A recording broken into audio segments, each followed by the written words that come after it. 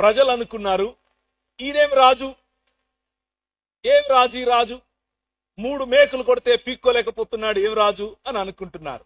కానీ కొలస్సీలకు రాసిన పత్రిక 2వ అధ్యాయం చెబుతోంది, అంధకార సంబంధమైన దురాత్మ సమూహముల చేత పీడింపబడుతున్న సమస్త రాజ్యములు, సమస్త జన సమూహములు, సమస్త ప్రజలను, ఆయన బాహాటముగా వారి మీద రాజ్యం చేస్తున్నటువంటి శక్తులను ఓడించి మరణం అనేటటువంటి ప్రధానమైన శత్రువును ఓడించి ఆ మరణాన్ని చంపి 3వ దినమున తిరిగి లేవటానికి వచ్చినటువంటి రాజు ఈ రాజు. ఇది నీ రాజు. ఆయన పాపులను క్షమించే రాజు, బంధాలలో ఉన్న వారిని విడిపించే రాజు, దుర్భరులను రక్షించే రాజు, దురదృష్టవంతులకు సేవ చేసే రాజు. మేధావులకు ఆయన అంతు పట్టడు, ఆయన అంతు చిక్కడు.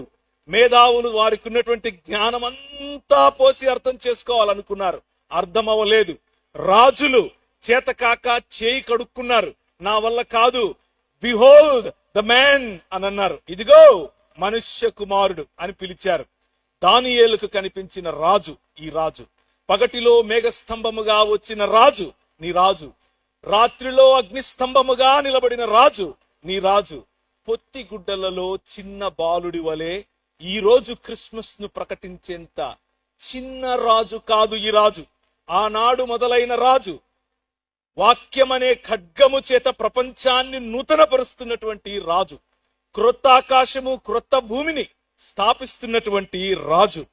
ఈ రాజుని గురించి ఇంకా తెలుసుకోవాలా? ఈ రాజుని గురించి నీ పొరుగువాడికి తెలుసా? ఈ రాజుని గురించి కాకినాడలో అందరికీ తెలుసా? ఆయన మార్గం శాంతి మార్గం, ఆయన మార్గం నీతి మార్గం, ఆయన మార్గం పవిత్రతకు చెందిన మార్గం, ఆయన మహిమకు ద్వారం. ఆయనలో తప్ప తండ్రి వద్దకు ప్రవేశం లేదు. ఆయన తప్ప తండ్రితో సంధి చేయటానికి మనకెవరూ లేరు. ఆయన తప్ప స్వస్థపరిచేవాడు ఇంకొకడు లేడు. ఆయన తప్ప రక్షించువాడు ఇంకొకడు లేడు. ప్రపంచంలో ఉన్న నాయకులందరూ కట్టకట్టుకొని ఒకవైపు నిలబడితే ఈ రాజు నిలబడితే, ఈ రాజు చాలు, అది నీ రాజు. యువర్ కింగ్, నీ రాజు సామాన్యమైన రాజు కాదు. మనం ప్రకటిస్తున్న రాజు సామాన్యమైన రాజు కాదు. మూతికి ముంత ముడ్డికి చీపురు కట్టుకునే సమాజాల దగ్గరకు వచ్చి ఆయన, నేను నీతో కలిసి భోంచేయచ్చా అంటాడు ఈ రాజు. ఈ రాజు, ఒరేయ్ నువ్వు నా ఇంటికి రావటానికి వీల్లేదురా అనంటే